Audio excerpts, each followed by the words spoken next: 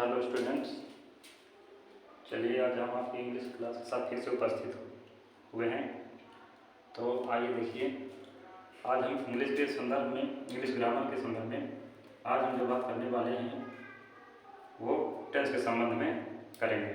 ठीक है, तो चलिए देखते हैं टेंस कितने प्रकार के होते हैं और इनको जो है किस प्रकार से हम इनका जो है ट्रांसलेट करेंगे। ठीक है ना, तो टेंस के अंतर्गत हमें जो है हिंदी टू इंग्लिश ट्रांसलेट करना है, यानी हिंदी के वाक्यों को अंग्रेजी में ट्रांसलेट करना है या अनुवाद करना है। ठीक है, तो आइए शुरू करते हैं और देखते हैं किस प्रकार से जो है हम ट्रांसलेशन पढ़ते हैं। तो सबसे पहले इसमें डालते हैं ट्रांसलेशन। ठीक है ना, ट्रांसलेशन।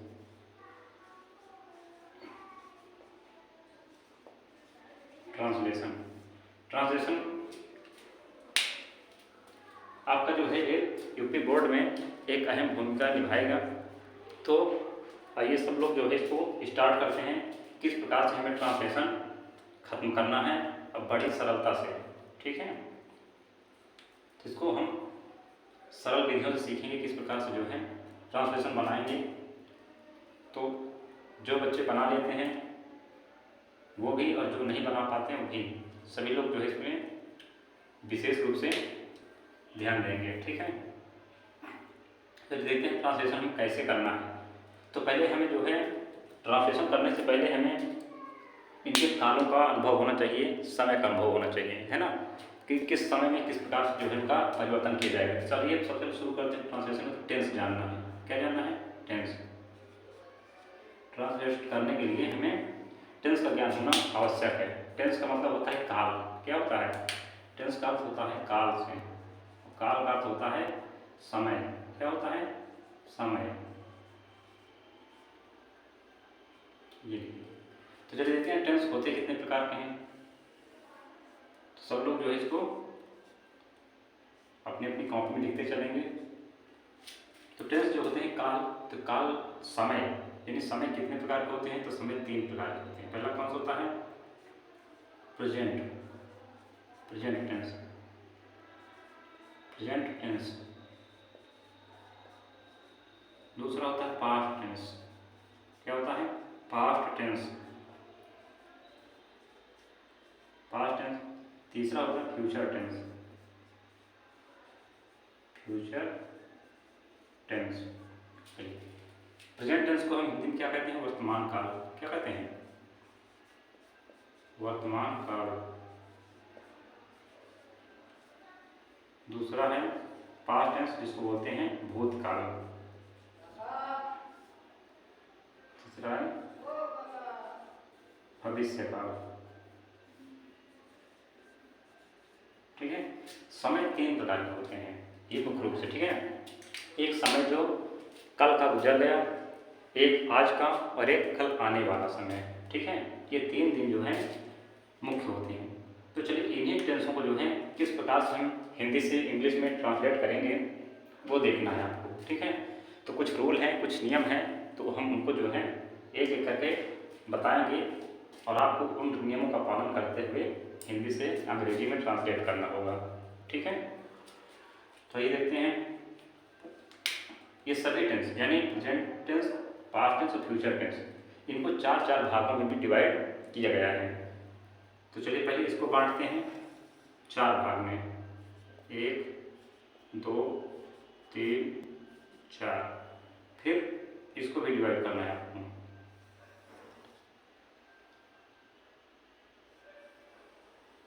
ये हो गया, इसमें इसको भी 4 खंड में डिवाइड कर दीजिए, 3 4, और इसको भी फ्यूचर टेंस को भी 4 भागों में डिवाइड करना है, 1 2 3 4। देखिए जो मैं सारणी बना रहा हूँ ये बहुत ही सरलता से आप इससे जो है इसके माध्यम से सभी टेंसों को, यानी 4 इसके 4 इसके 4 इसके, यानी प्रेजेंट टेंस के 4 भेद, पास्ट टेंस 4 भेद और फ्यूचर टेंस के 4 भेद, सभी को बड़े आसानी से सीख जाएंगे। ठीक है, तो आइए इनको देखते हैं एक एक करके, क्या है इनके प्रकार, क्या है इनके टाइप्स। ठीक है, इनके भेद के बारे में बात करें तो पहला होता है प्रेजेंट का इंडेफिनिट। क्या होता है?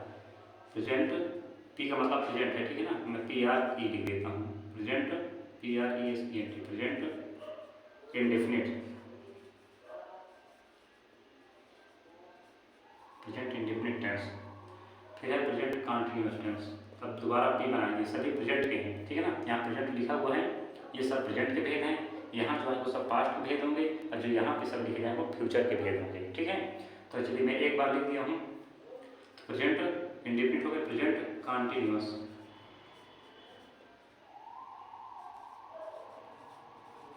प्रेजेंट कंटिन्यूअस, प्रेजेंट परफेक्ट,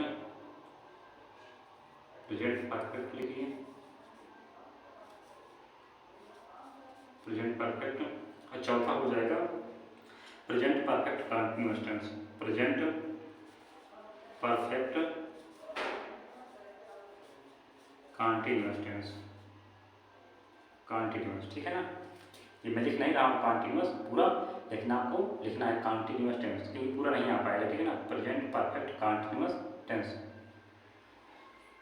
आगे फिर है पास्ट में, तो पास्ट का इंडेफिनिट हो जाएगा, आप केवल इंडेफिनिट लिखिए, ठीक है ना। क्योंकि देखिए इसमें पास्ट जुड़ा है, सब में इंडेफिनिट और कंटिन्यूअस लिखे चले जाना, ठीक है। इंडेफिनिट INDE, FINITE,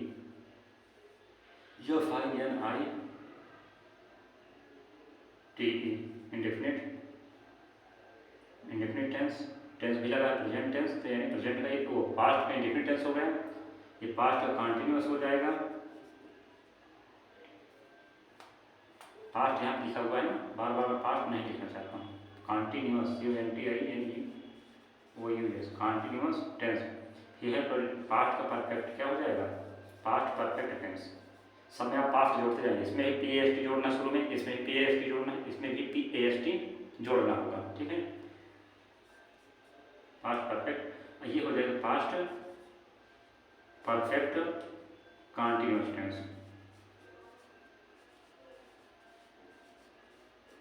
ठीक है। इसमें भी वही रहेंगे, ये फ्यूचर का हो जाएगा, इसमें अपन आदमी फ्यूचर इंडेफिनिट हो जाएगा, फ्यूचर इंडेफिनिट, फ्यूचर इंडेफिनिट हो जाएगा, future continuous, future continuous tense. Tense सब जोड़ना है पीछे, शुरू में आपको ये पास्ट है, पास्ट जोड़ना है, प्रेजेंट का सभी प्रेजेंट जोड़ना है, फ्यूचर का सब फ्यूचर जोड़ना है, ये हो जाए फ्यूचर परफेक्ट। ये बहुत सरल है, देखिए सब में बस वही रहेंगे, चार अगर शुरुआत किया तो indefinite, continuous, perfect, perfect continuous. तो इसमें सब में प्रेजेंट जोड़ देना है, सब इंडेफिनिट के साथ, कंटिन्यूअस के साथ, और परफेक्ट कंटिन्यूअस टेंस के साथ आपको प्रेजेंट जोड़ना है। फिर आगे फिर से वही चीज़ लिखना है, और इसमें पास्ट जोड़ना है, और फिर वही चीज़ चारों लिखना है, इसमें फ्यूचर जोड़ना है ना। कितना सरल है। तो सब लोग जो है इसको ऐसे लिख सकते हैं आराम से। इसमें हम लिख देंगे future perfect continuous tense, future perfect continuous tense, future perfect continuous tense, ठीक है। टेंस आप अपने से जोड़ लीजिएगा, मैं बोल सब कुछ रहा हूँ, लिख थोड़ा शॉर्ट में रहा हूँ, ठीक है। तो आप लोगों को लिखना है। चलिए ये सारणी बना लीजिए कि आप लोगों के लिए जो है परीक्षा के दृष्टिकोण से बहुत ही लाभदायक होने वाली है सारणी, ठीक है। इसमें आप बड़े सरलता से और कम जगहों पर इसको नोट भी कर सकते हैं, और बड़े जल्दी से तैयार भी कर सकते हैं, ठीक है। तो नोट कर लीजिए सब लोग इसको।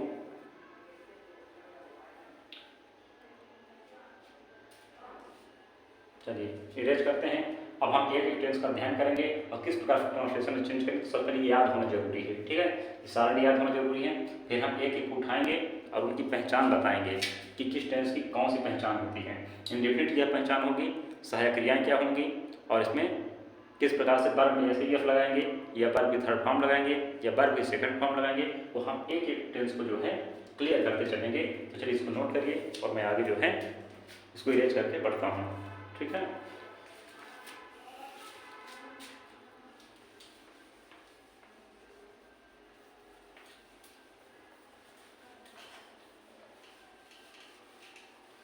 चलिए ट्रांसलेशन के संदर्भ में आगे बढ़िए और देखते हैं एक एक टेंस को, है ना। जो 12 टेंसों के बारे में हमने जिक्र किया है, उनको जो है एक एक करके फिनिश करना है आपको। तो चलिए देखते हैं। सबसे पहले है प्रेजेंट इंडेफिनिट टेंस। क्या है प्रेजेंट इंडेफिनिट टेंस?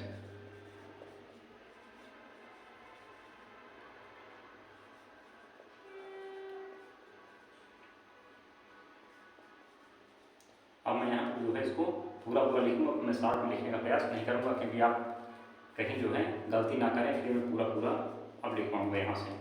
ठीक है, तो प्रेजेंट इंडेफिनिट टेंस में अगर हम इसकी पहचान की बात करें, किसकी बात करें, पहचान, तो पहचान करना है, कैसे करेंगे, इसके वाक्य के अंत में क्या जाता है, इनके वाक्यों के अंत में, इनके वाक्यों के अंत में, इनके वाक्यों के अंत में ता है, ती है, था है, ती है, ते हैं, ते हैं या ते हों, ते हैं या ते हों, आदि, आदि शब्द आते हैं। अब यदि ऐसे शब्द आते हैं, ता है, ती है, ते हैं, आदि, इन लास्ट में लगा हो, है ना, जैसे मैं घर जाता हूँ, मैं सोता हूँ, मैं खाता हूँ, मैं पीता हूँ, ऐसे, है ना, तो जिसमें ता है, ती है लगा दिखे आपको, तो उसको आपको प्रेजेंट इंडेफिनिट टेंस समझ लेना है। ठीक है, फिर प्रेजेंट इंडेफिनिट समझ लेंगे तो समझ के करेंगे क्या, वो तो देखेंगे। चलिए आगे देखते हैं इसको समझ के क्या करना है। पहचान ये हो गई, इनकी सहायक क्रिया क्या होती है, तो सहायक क्रिया की बात कर लेते हैं थोड़ा सा। सहायक क्रिया, सहायक क्रिया की होती है डू और डज, क्या होती है, डू तथा डज, डू तथा डज, ये सहायक क्रियाएं होती हैं इनकी। अब हम ये कहेंगे कि एक वचनकर्ता के साथ डू लगेगी, क्या लगे, वो डज लगेगी, एक वचनकर्ता के साथ डज, एक वचन कर्ता के साथ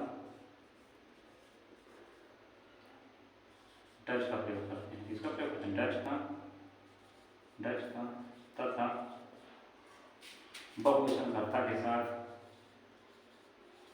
बहुवचन तथा बहुवचन के साथ डू का प्रयोग करते हैं, डू का प्रयोग करते हैं, परंतु साधारण वाक्यों में नहीं, परंतु साधारण वाक्यों में नहीं, परंतु साधारण वाक्यों में परंतु साधारण वाक्यों में सहायक क्रिया डू डज, सहायक क्रिया डू डज,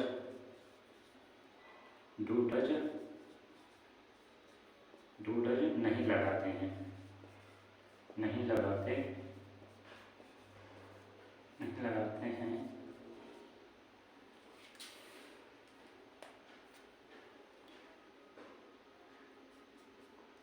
एक वचन का साधारण वाक्य होने पर, एक वचन का साधारण वाक्य होने पर, एक वचन का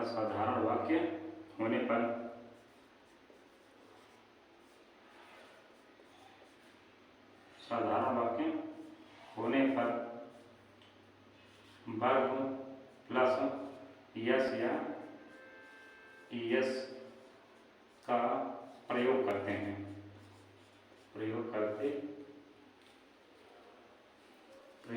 हैं,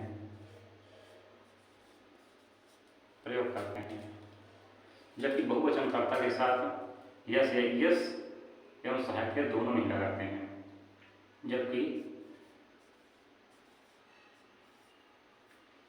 बहुवचन कर्ता के साथ, बहुवचन कर्ता में या कर्ता के साथ, कर्ता में यस या ईएस नहीं लगाते, यस या ईएस नहीं लगाते हैं,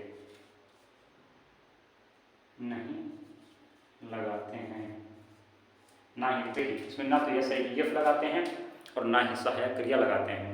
सहायक क्रिया का प्रयोग या डू डज का प्रयोग हम कब करेंगे, जब हमारा सेंटेंस निगेटिव या इंट्रोगेटिव होगा, ठीक है ना, जब हमारा सेंटेंस निगेटिव या इंट्रोगेटिव होगा तभी हमें डू डज का प्रयोग करना है। अन्यथा साधारण वाक्य है और साधारण वाक्य एक वचन करता है यानी जिसमें ही सी इट लगा हो शुरुआत में, ही सी इट, तो उसमें हमें किसका प्रयोग करना है, उसमें हमें यस या यफ लगाना है। कहाँ पे, वर्ब में, तब वहाँ पे वर्ब में यस या यफ लगाना है। लेकिन जब हमारा कर्ता यू बी दे में से कोई हो तो हमें उसमें मेन वर्ब में यस या यफ नहीं लगाना है। ठीक है, जैसे गो है तो सीधे गो लिख देना है, कम है तो कम लिख देना है। लेकिन अगर एक वचन करता है तो गो को गोज करना है, कम को कम्स करना है। समझ में आया?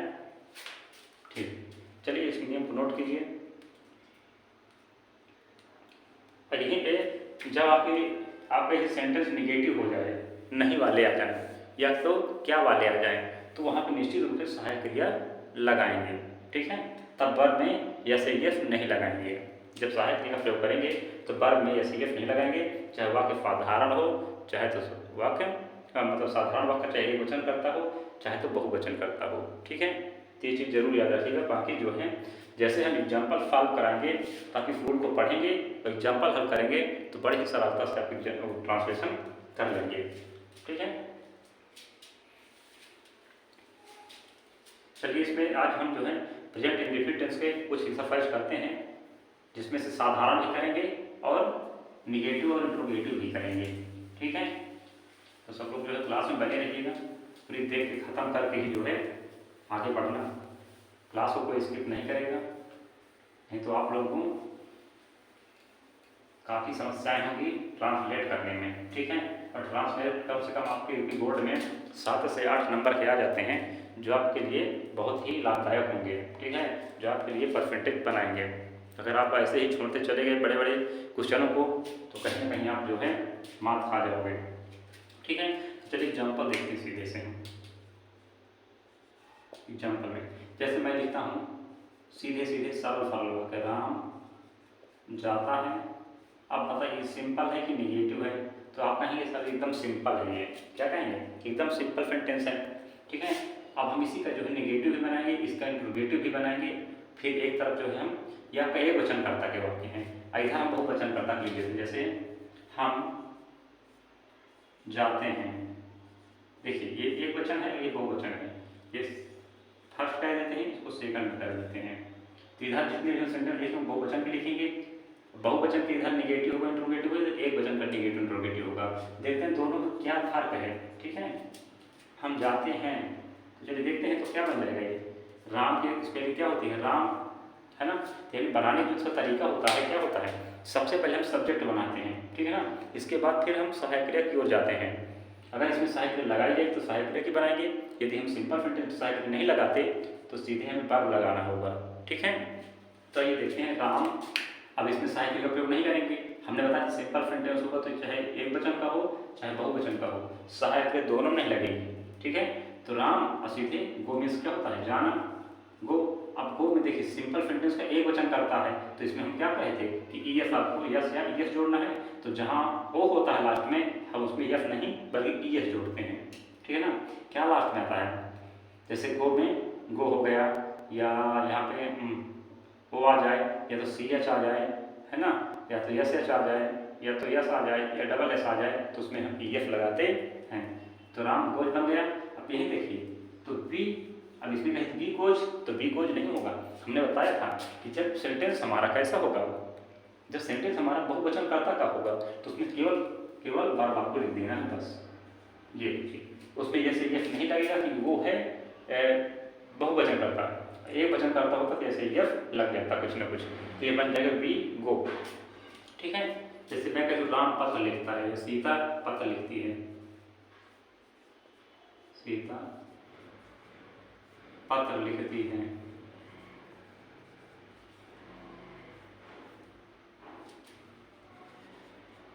सीता पत्र लिखते हैं, और यहाँ कहेंगे कि तुम पत्र लिखते हो,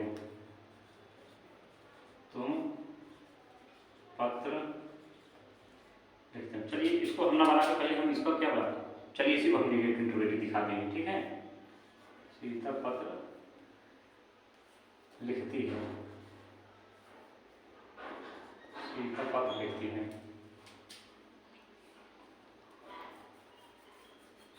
ठीक है,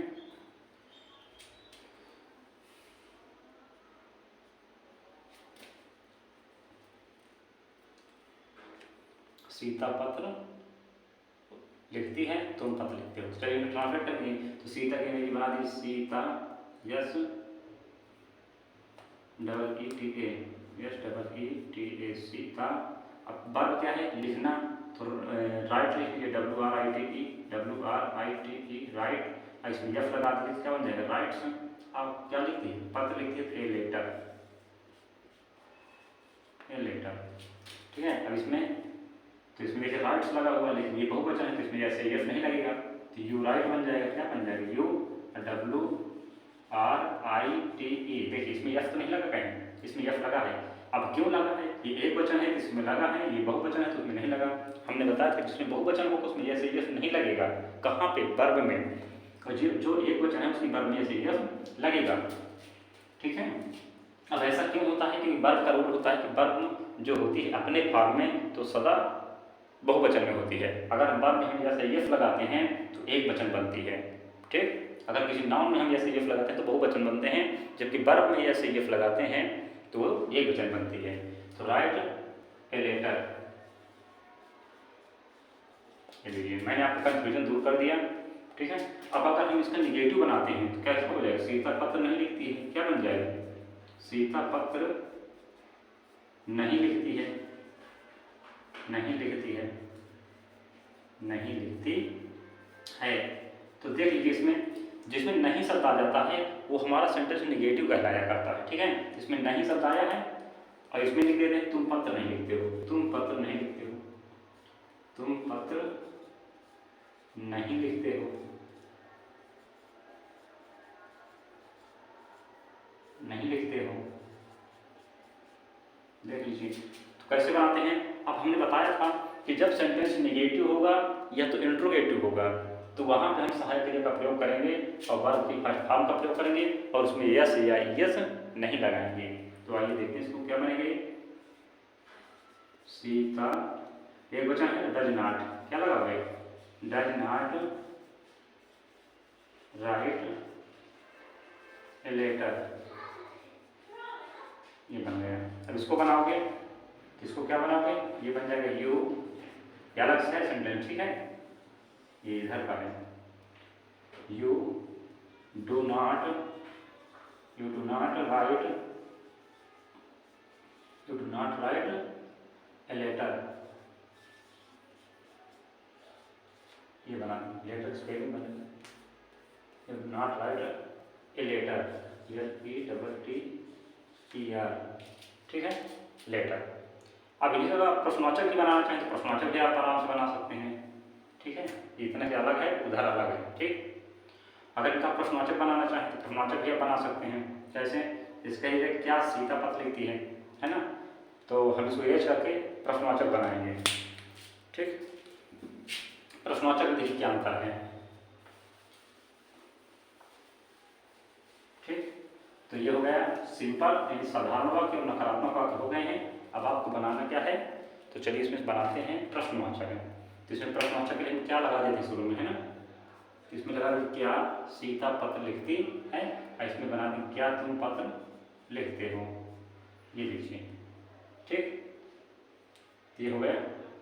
यहाँ से इसको हम लिख देते हैं 1 2, इसको कर देते हैं 3 और इसको कर देते हैं 4, ठीक है। क्या लगा रहेगा सेंटेंस,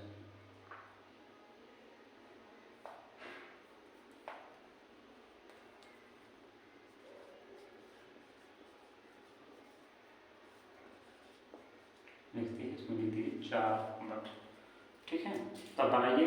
तो जब कोई भी सेंटेंस क्या से शुरू होता है, कहाँ शुरू होता है, क्या से, तो हम उसके पीछे प्रश्नवाचक चिन्ह लगाते हैं, ठीक है। इससे पता चलता है कि इंट्रोगेटिव सेंटेंस है या प्रश्नवाचक वाक्य है।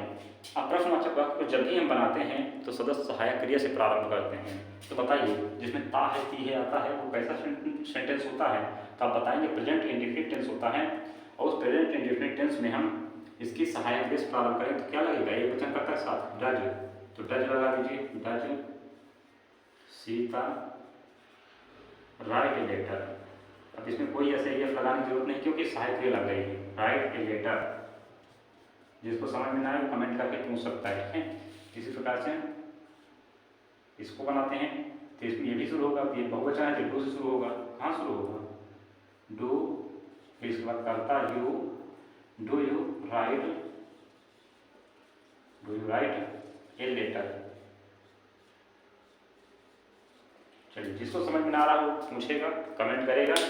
तो मैंने जो है आज इंडेफिनिट टेंस के जो है सभी प्रकार के सेंटेंसों के बारे में बात की है और सभी मैंने बताया है, चाहे वो सिंपल रहा हो, साधारण, चाहे वो नकारात्मक रहा हो, चाहे प्रश्नवाचक रहा हो, सभी के बारे में हमने चर्चा की है। जो प्रेजेंट इंडेफिनिट आपका यहाँ से खत्म होता है। बाकी की प्रैक्टिस आप अपनी पुस्तकों से कर सकते हैं, या जिनको समस्या है वो कमेंट में जो है ट्रांसलेशन लिख सकते हैं, उनका जो सॉल्यूशन आपको अगले वीडियो में दे देंगे। ठीक है, तो चलिए मिलते हैं नई क्लास के साथ अगले वीडियो में। ठीक है।